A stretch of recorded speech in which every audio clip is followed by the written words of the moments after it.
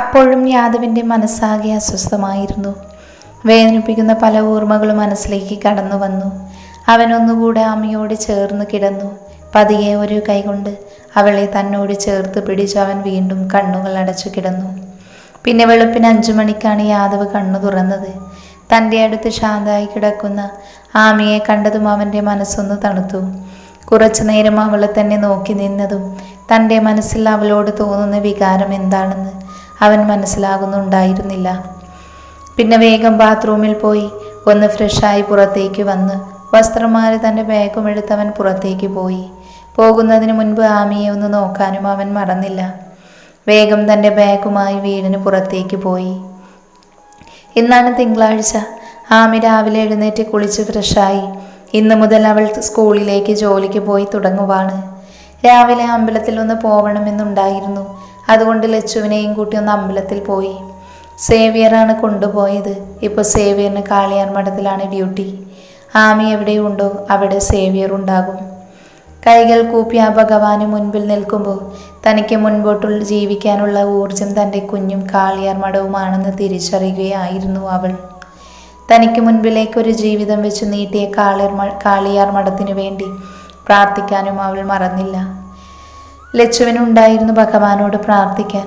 ഒരുപാട് കാലമായി ഉള്ളിൽ കൊണ്ട് നടക്കുന്ന തൻ്റെ പ്രണയം തനിക്ക് തരണേ എന്ന്. ലച്ചുവിനോടും ആമയോടും അമ്പലത്തിന് പുറത്തേക്ക് പോയതും സേവ്യർ വേഗം അടുത്തേക്ക് പോയി. സേവ്യർ ആമയെ കൂട്ടി നേരെ സ്കൂളിലേക്ക് പോയതും ലച്ചു ഓട്ടോ വിളിച്ച് വീട്ടിലേക്ക് പുറപ്പെട്ടു. സ്കൂളിൽ ആമി എത്തിയതും അവിടെ രാവിലെ ജിതൻ ഉണ്ടായിരുന്നു. നേരെ ഹെഡ് മാസ്റ്ററുടെ അടുത്തേക്ക് പോയി എല്ലാം പറഞ്ഞ് ഏൽപ്പിച്ചിട്ടാണ് അദ്ദേഹം ഓഫീസിലേക്ക് പോയത്. പിന്നെ ഹെഡ് മാസ്റ്റർ തന്നെ അവളെ സ്റ്റാഫ് റൂമിലേക്ക് പോയി ടീച്ചേഴ്സിനെല്ലാം പരിചയപ്പെടുത്തി കൊടുത്തിരുന്നു. എല്ലാവരെയും നോക്കി ഒന്ന് ചിരിച്ചൊന്ന് വരുത്തിയിരുന്നു ആമി. പിന്നീട് സാറ തന്നെ അവൾക്ക് ക്ലാസ്സും കാണിച്ചു കൊടുത്തു. ഡ്രോയിങ് ടീച്ചർ ആയതുകൊണ്ട് തന്നെ ആമിക്ക് വലിയ ജോലിയൊന്നുമില്ല. പിന്നെ ചെറിയ കുട്ടികളും. സത്യത്തിൽ ആ ജോലി ആമിക്ക് വലിയ ആശ്വാസമായിരുന്നു. ഓരോ കുഞ്ഞിനെ കാണുമ്പോഴും അവളുടെ മനസ്സിലേക്ക് തൻ്റെ കുഞ്ഞിൻ്റെ ചിത്രം കടന്നു വരും. അപ്പോഴെല്ലാം അവളിൽ പുതിയ പ്രതീക്ഷ വിരിയും. ആ ജോലി അവൾ വല്ലാതെ എൻജോയ് ചെയ്യുന്നുണ്ടായിരുന്നു. അന്നത്തെ ദിവസം കടന്നു പോയതുപോൽ അവൾ അറിഞ്ഞിരുന്നില്ല. വൈകുന്നേരം ക്ലാസ് കഴിഞ്ഞ് സേവ്യർ അവളെ കൂട്ടാൻ വന്നിരുന്നു. ക്ലാസ് കഴിഞ്ഞ് ആമി വീട്ടിലേക്ക് വരുന്നത് നോക്കി ചെറിയമ്മമാരും ഉമ്മറത്ത് തന്നെ ഉണ്ടായിരുന്നു. സന്തോഷത്തോടെ വീട്ടിലേക്ക് കയറി വന്ന സ്കൂളിലെ വിശേഷങ്ങൾ ഓരോന്നായി എല്ലാവരോടും വാതോരാതെ സംസാരിക്കുന്ന ആമിയെ കണ്ടതും അവർക്കും സന്തോഷം തോന്നി. ദിവസങ്ങൾ കടന്നു പോകുന്നതിനനുസരിച്ച് കാളിയാർ മഠം ആമിക്ക് സ്വന്തം വീട് തന്നെയായി. അവിടുത്തെ അംഗങ്ങൾ അവളുടെ സ്വന്തക്കാരും. ഇപ്പോൾ അവളുടെ ഇഷ്ടങ്ങളെല്ലാം അവിടെയുള്ള ഓരോരുത്തർക്കും അറിയാം. ചെറിയമ്മമാരും ചെറിയച്ഛന്മാരും അവൾക്ക് സ്നേഹം വാരിക്കോരി കൊടുക്കുന്നുണ്ട്. ഇപ്പോൾ ആമയ്ക്ക് 3 മാസം കഴിഞ്ഞു. ചെറിയ അസ്വസ്ഥതകൾ ഒഴിച്ചാൽ വേറെ കുഴപ്പമൊന്നുമില്ല. അതുകൊണ്ട് തന്നെ അവൾ ജോലിക്ക് പോകുന്നത് മുടക്കവുമില്ല. അന്ന് പോയതിനു ശേഷം പിന്നെ യാദവ് കാളിയാർ മഠത്തിലേക്ക് വന്നിട്ടുമില്ല. അവൻ ഫ്ലാറ്റിൽ തന്നെയാണ് താമസം. പതിവ് പോലെ ആമി ക്ലാസ് കഴിഞ്ഞു വരുവാണ്. സേവ്യർ അവളെ കാത്ത് കാറിലിരിപ്പുണ്ട്.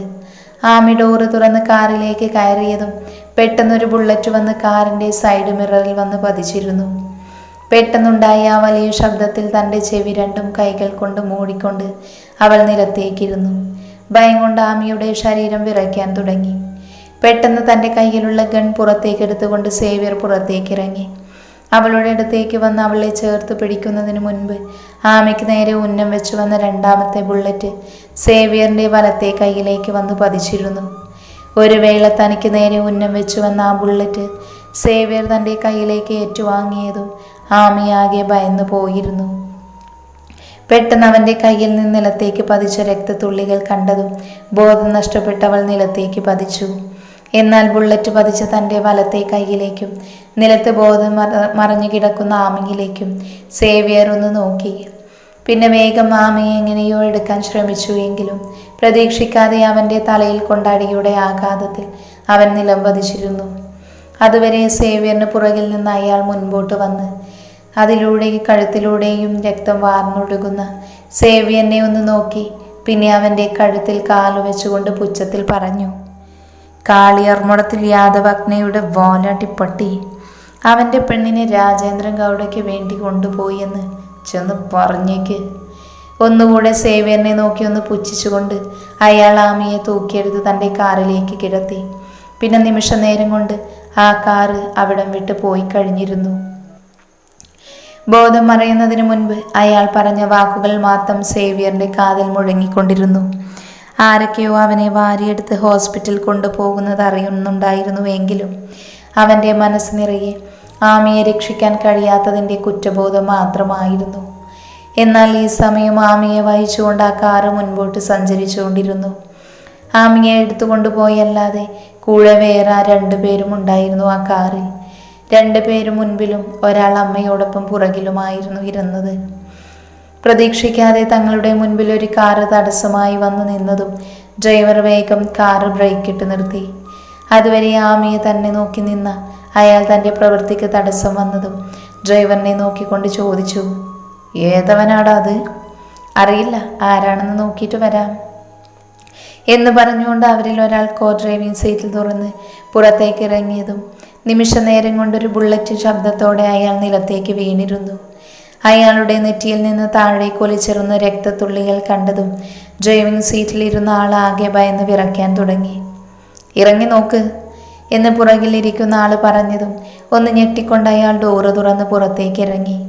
ഭയത്തോടെ അയാൾ ഓരോ അടിയായി മുൻപോട്ട് വെച്ചതും വീണ്ടും ഒരു ബുള്ളറ്റ് കൂടെ വന്ന് അയാളുടെ കഴുത്തിൽ തുളഞ്ഞു കയറി. അതുവരെ ഇതൊന്നും തന്നെ ബാധിക്കുന്ന കാര്യമല്ല എന്ന മട്ടിൽ പുറകിലിരുന്ന ആള് തൻ്റെ കയ്യിലുള്ള ഗണ്ണ് ലോഡ് ചെയ്ത് പുറത്തേക്ക് വന്നു. കാറിൻ്റെ ഡോറ് തുറന്ന് പുറത്തേക്ക് ഇറങ്ങി നിന്ന ഉടനെ തന്നെ തൻ്റെ കയ്യിലുള്ള ഗണ്ണെടുത്ത് ബോധമില്ലാതെ സീറ്റിൽ മയങ്ങി കിടക്കുന്ന ആമിയുടെ നേരെ ചൂണ്ടിയിരുന്നു അയാൾ. നിനക്ക് വേണ്ടത് ഇവളെയല്ലേ, നിന്റെ ഭാര്യയെ? അവളെ നിനക്ക് ജീവനോടെ ഇനി കാണാൻ കഴിയില്ല. എന്താണെന്നറിയുവോ? ഇവൾ രാജേന്ദ്രൻ ഗൗഡയ്ക്ക് വേണ്ടി പറഞ്ഞ പെണ്ണാ. പറഞ്ഞു പൂർത്തിയാകുന്നതിന് മുൻപേ ആമിക്ക് നേരെ തോക്ക് ചൂണ്ടി നിന്ന ആളുടെ വലത്തെ കൈയിലേക്ക് ബുള്ളറ്റ് വന്ന് തറിച്ചിരുന്നു.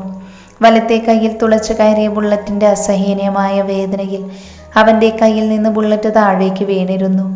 ഒരുപാട് നിമിഷം തൻ്റെ കയ്യിൽ നിലം പതിച്ച ഗണ്ണിലേക്ക് അയാളുടെ ശ്രദ്ധ പതിച്ചതും വേദന മറന്ന ബുള്ളറ്റിനായി ആ കാറിനകം മുഴുവൻ പരതുകയായിരുന്നു അയാൾ. എന്നാൽ അപ്പോഴേക്കും അയാളുടെ ഷോൾഡറിൽ പിടിച്ചുകൊണ്ട് അവൻ്റെ കരുത്തുറ്റ കയ്യാലെ വലിച്ച് കാറിൽ നിന്ന് പുറത്തേക്കിട്ടിരുന്നു. ഒരു വലിയ നിലവിളിയോടെ അയാൾ റോഡിലേക്ക് പതിച്ചതും യാദവിൻ്റെ കരുത്തുറ്റ വലത്തേക്കാൽ അവൻ്റെ കഴുത്തിൽ ശക്തിയായി അമർന്നിരുന്നു. ഒരു നിമിഷം അവൻ്റെ കണ്ണുകൾ കാറിൽ ബോധമില്ലാതെ കിടക്കുന്ന ആമിയിലേക്ക് പോയി. അവളുടെ നെറ്റിയുടെ വലത്തെ ഭാഗത്ത് പൊട്ടിച്ചോര വന്നത് കണ്ടതും അവൻ്റെ കണ്ണുകൾ വീണ്ടും വന്യമായി തിളങ്ങി. അവൻ്റെ കഴുത്തിന് കാലമർന്നതിനോടൊപ്പം അവൻ്റെ ബുള്ളറ്റ് കൊണ്ട് വലത്തെ കൈ പിടിച്ച് തിരിച്ചിരുന്നു അവൻ. രാജേന്ദ്ര ഗൗഡ എന്നല്ല, ഈ ലോകത്ത് ഒരുത്തനും ഇവളെ തൊടില്ല. കാരണം എന്താണെന്നറിയോ? ഇവൾ എൻ്റെ ഭാര്യ ആയതുകൊണ്ട്. കാളിയാർ മഠത്തിൽ യാദവജ്ഞയുടെ കുഞ്ഞിൻ്റെ അമ്മ. അതുകൊണ്ട് ഇനി ഇവളുടെ നേരെ ഒന്ന് നോക്കാൻ പോലും നീ ഭയക്കണമെന്ന് പറഞ്ഞുകൊണ്ട് തൻ്റെ കയ്യിലുള്ള സർജിക്കൽ ബ്ലേഡ് അവൻ്റെ പുറത്ത് ആഞ്ഞു കുത്തിയിരുന്നു അവൻ.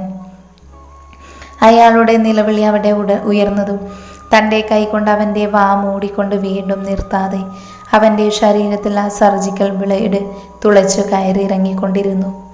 അയാളെ വേദനിപ്പിക്കുന്ന ഓരോ നിമിഷവും അവൻ്റെ കണ്ണുകൾ ക്രൂരവും വന്യവുമായി തിളങ്ങിക്കൊണ്ടിരുന്നു. അയാളുടെ ശരീരത്തിൽ നിന്ന് ജീവന്റെ തുടിപ്പില്ലാതായതും ഒരു ചെറുചിരിയോടെ അവൻ അയാളിൽ നിന്ന് അടർന്നു മാറി. പിന്നെ നേരെ കാറിൽ അബോധാവസ്ഥയിൽ കിടക്കുന്ന ആമയുടെ അടുത്തേക്ക് പോയി. അവളെ മെല്ലെ കൈകളിൽ കോരിയെടുത്ത് മുൻപോട്ട് നടന്നതും മറ്റൊരു കാർ അവിടെ എത്തിയിരുന്നു.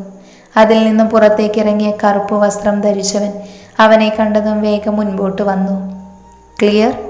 അവരെ നോക്കാതെ അത് പറഞ്ഞുകൊണ്ട് അവൻ വേഗം ആമിയെയും കൊണ്ട് തൻ്റെ കാറിലേക്ക് കയറി. അവളെയും കൊണ്ട് ആ കാറിൽ നിന്നും കാളിയാർ മഠത്തിൻ്റെ ഹോസ്പിറ്റൽ മുമ്പിലാണ്. അവളെ കൊണ്ട് വേഗം കാറിന് പുറത്തേക്ക് ഇറങ്ങിയപ്പോഴാണ് അവളുടെ സാരിയിൽ പടർന്നിരിക്കുന്ന രക്തത്തുള്ളികൾ അവൻ്റെ ശ്രദ്ധയിൽപ്പെടുന്നത്. ആ കാഴ്ച കണ്ട നിമിഷം ഒരു സെക്കൻഡ് തൻ്റെ ഹൃദയം നിന്നുപോയി എന്ന് തോന്നിപ്പോയി അവന്. അവൻ്റെ കണ്ണുകൾ നിറഞ്ഞു വന്നു. തൻ്റെ കുഞ്ഞിന് എന്തെങ്കിലും സംഭവിച്ചിരിക്കുവോ? അവളുടെ ഉള്ളിൽ തുടിക്കുന്ന ആ കുഞ്ഞ്, അത് മാത്രമായിരുന്നു അവൻ്റെ മനസ്സ് നിറയെ. ഡോക്ടർ എന്നലറിക്കൊണ്ട് ഹോസ്പിറ്റലിലേക്ക് ആമിയെയും എടുത്ത് ഓടി വരുന്ന യാദവിനെ കണ്ടതും എല്ലാവരുടെയും ശ്രദ്ധ അങ്ങോട്ട് പോയി. മുഖമെല്ലാം വിയർത്ത് ടെൻഷനോടെ വരുന്ന യാദവിനെ കണ്ടതും അറ്റൻഡർ സ്ട്രക്ചറുമായി വന്നു. എന്നാൽ യാദവ് അതുപോലും ശ്രദ്ധിക്കാതെ അവളെ കൊണ്ട് നേരെ കാഷ്വാലിറ്റിയിലേക്ക് പോയി. ആമിയെടുത്ത് ഹോസ്പിറ്റലിനകത്തേക്ക് വരുന്ന യാദവിനെ കണ്ടതും ടെൻഷനോടെ ദീപനും അവിടെ വന്നിരുന്നു. യാദവിനെയും അവൻ്റെ കൈകളിൽ ബോധമില്ലാതെ കിടക്കുന്ന ആമിയെയും ടെൻഷനോടെ നോക്കിക്കൊണ്ട് അവനടുത്തേക്ക് പോയി. വല്യേട്ടാ, എന്തു പറ്റി? ദീപൻ ടെൻഷനോടെ യാദവിനടുത്തേക്ക് വന്നതും നിറഞ്ഞ കണ്ണുകളോടെ തന്നെ നോക്കുന്ന യാദവിനെയാണ് ദീപൻ കാണുന്നത്. ഒരു നിമിഷം ദീപ് ഒന്ന് പകച്ചുപോയി. ഇതുവരെ കാണാത്ത വല്യേട്ടൻ്റെ മറ്റൊരു മുഖം, എപ്പോഴും ഗൗരവത്തിൽ അല്ലെങ്കിൽ ദേഷ്യത്തിൽ മാത്രം കാണുന്ന അദ്ദേഹത്തിൻ്റെ മുഖത്ത് വിരിയുന്ന ഈ ഭാവങ്ങൾ ദീപന് അപരിചിതമാണ്. ആ കണ്ണുകളിലെ വേദനയും പേടിയും യാദവിനെ ആ കുഞ്ഞ് എത്രത്തോളം ദുർബലമാക്കുന്നു എന്ന് ദീപന് മനസ്സിലാകുന്നുണ്ടായിരുന്നു. വേഗം മാമിയെ കൊണ്ടുപോയി കാഷ്വാലിറ്റിയിലേക്ക് ദീപൻ പോയതും അവളെ ചെക്ക് ചെയ്യുന്ന ഡോക്ടർ സൂസൻ നിമിഷ നേരം കൊണ്ട് അതിനകത്തേക്ക് പോയിരുന്നു. കണ്ണു നിറച്ചൊന്നും മുരിയാടാതെ ആരെയും ഒന്ന് തലയുയർത്തി നോക്കുക പോലും ചെയ്യാതെ കാഷ്വാലിറ്റിക്ക് മുൻപിലുള്ള ചെയറിൽ തല താഴ്ത്തിയിരിക്കുവാണ് യാദവ്. അവനെ നോക്കിക്കൊണ്ട് അവൻ്റെ അടുത്തേക്ക് ദീപനും വന്നിരുന്നു. ഓഫീസിൽ താൻ ക്യാബിനിലിരിക്കുമ്പോഴാണ് ജിതൻ്റെ ഫോണിലേക്ക് ആ കോള് വരുന്നത്. ഒരു നിമിഷം കേട്ട വാർത്തയിൽ ഞെട്ടി നിന്നതും ടെൻഷനോടെ അദ്ദേഹം ഇരിക്കുന്ന ചെയറിൽ നിന്നും എഴുന്നേറ്റ് പുറത്തേക്ക് പോയി. ഓടിപ്പിടിച്ച് ഹോസ്പിറ്റൽ മുമ്പിലെത്തിയതും ജിതൻ ആദ്യം പോയത് സേവ്യർ കിടക്കുന്ന ബെഡിനടുത്തേക്കാണ്. വലത് കൈയിൽ കെട്ടിയിരിക്കുന്ന വലിയ ബാൻഡേജും തലയുടെ പുറകുവശത്തുള്ള 6 സ്റ്റിച്ചും. അതുകൊണ്ട് തന്നെ അപ്പോഴും കണ്ണു തുറക്കാതെ അബോധാവസ്ഥയിലായിരുന്നു സേവ്യർ. കണ്ണുകളടച്ച് ബെഡിൽ ചാഞ്ഞു കിടക്കുന്ന സേവ്യറിനെ കണ്ടതും ജിതൻ്റെ ഉള്ളിൽ ഒരു നോവ് വന്ന് നിറഞ്ഞു. 10 വയസ്സിൽ കാളിയാർ മഠത്തിലേക്ക് വന്ന് കയറിയതാണ് സേവി. അന്ന് മുതൽ ആ വീട് തൻ്റെ മകൻ്റെയും ദീപൻ്റെയും ദീപകിൻ്റെയും സ്ഥാനം തന്നെയാണ് സേവിക്കും നൽകിയത്. പക്ഷെ അന്നും ആ സ്ഥാനത്തേക്ക് വരാൻ അവന് താല്പര്യമുണ്ടായിരുന്നില്ല. എപ്പോഴും അവൻ തന്നെ നിർമ്മിച്ച മതിലിനുള്ളിൽ നിന്നു. പക്ഷേ എപ്പോഴും അവൻ കാളിയാർ മഠത്തിന് കാവൽ തന്നെയാണ്, അവിടെയുള്ളവരുടെ സ്വന്തം. സേവ്യർ മറ്റാർക്കും യദു പതിച്ചു കൊടുക്കാത്ത ഒരു സ്ഥാനം നിന്നും യദുവിൻ്റെ ഉള്ളിൽ സേവ്യറിനുണ്ട്. സേവ്യറിന് മാത്രം. ഒരു പക്ഷേ ഈ ലോകത്ത് സേവി ഏറ്റവും സ്നേഹിക്കുന്നതും ബഹുമാനിക്കുന്നതും അവനെയാണ് എന്ന് അവന് തിരിച്ചറിഞ്ഞതുകൊണ്ടാകാം. കണ്ണുകൾ പതിയെ ചിമ്മി തുറക്കുന്ന സേവ്യറിനെ കണ്ടതും ജിതൻ അവൻ്റെ അടുത്തേക്ക് പോയി. അല്പസമയം കഴിഞ്ഞ് സേവ്യർ കണ്ണു തുറന്നതും ബെഡിൽ നിന്ന് അവൻ പിടഞ്ഞെണീറ്റു. തൻ്റെ കയ്യിലെ വേദന പോലും വകവയ്ക്കാതെ ഇടത്തെ കയ്യിൽ നിന്ന് ക്യാനുല എടുത്തു മാറ്റി ബെഡിൽ നിന്ന് എഴുന്നേറ്റിരുന്ന സേവ്യറിൻ്റെ അടുത്തേക്ക് ജിതൻ വേഗത്തിൽ ചെന്നു. സേവി, അവൻ്റെ വലത്തെ കയ്യിൽ പിടിച്ചുകൊണ്ട് ജിതൻ സേവ്യറിനെ പറഞ്ഞു. ബെഡിൽ നിന്ന് എഴുന്നേറ്റ് സേവ്യർ ജിതൻ്റെ ആ വിളിയിൽ ഒന്ന് തിരിഞ്ഞു നോക്കി.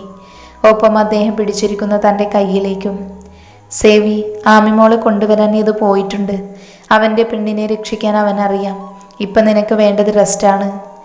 അവനെ നോക്കി ഒരച്ഛൻ്റെ കരുതലോടെയും ശാസനയോടെയും ജിതൻ പറഞ്ഞതും മനസ്സില്ലാ മനസ്സോടെ അവൻ ബെഡിലേക്ക് തന്നെ ഇരുന്നു. ഇനി എന്തായാലും ഒരു പോറൽ പോലും ഏൽക്കാതെ ആമി തിരിച്ചെത്തുമെന്ന് സേവ്യറിന് ഉറപ്പാണ്. കാരണം പോയിരിക്കുന്നത് യാദവാണ്, കാളിയാർ മഠത്തിൽ യാദവാഗ്നൈ. പക്ഷേ തൻ്റെ മുൻപിൽ വെച്ചാണ് അവർ ആമയെ കൊണ്ടുപോയതെന്ന് ഓർത്തതും അവന് തൻ്റെ കാതിൽ പറഞ്ഞ വാക്കുകൾ ഓർത്തതും സേവ്യർ ദേഷ്യം നിയന്ത്രിക്കാൻ കഴിയാതെയായി. നിന്റെ സാറിനോട് പറഞ്ഞേക്ക് അവൻ്റെ പെണ്ണിനെ രാജേന്ദ്ര ഗൗഡയ്ക്ക് വേണ്ടി കൊണ്ടുപോയി എന്ന്. രാജേന്ദ്ര ഗൗഡ, ആ പേര് പറയുമ്പോൾ ദേഷ്യം കൊണ്ട് വിറയ്ക്കുകയായിരുന്നു സേവ്യർ. അപ്പോഴും ദേഷ്യത്തിൽ അവിടെ തന്നെ ഇരിക്കുന്ന സേവ്യറിനെ ജിതൻ തന്നെ നിർബന്ധിച്ച് ബെഡിലേക്ക് കിടത്തി. ആദ്യം ഈ പരിക്കെല്ലാം ഒന്ന് മാറട്ടെ, എന്നിട്ട് നിനക്ക് നിന്റെ സാറിനും വേണ്ടി പകരം ചോദിക്കാം. അവനെ നോക്കി ഗൗരവത്തിൽ പറഞ്ഞതും ജിതൻ്റെ ഫോണിലേക്കൊരു കോള് വന്നിരുന്നു.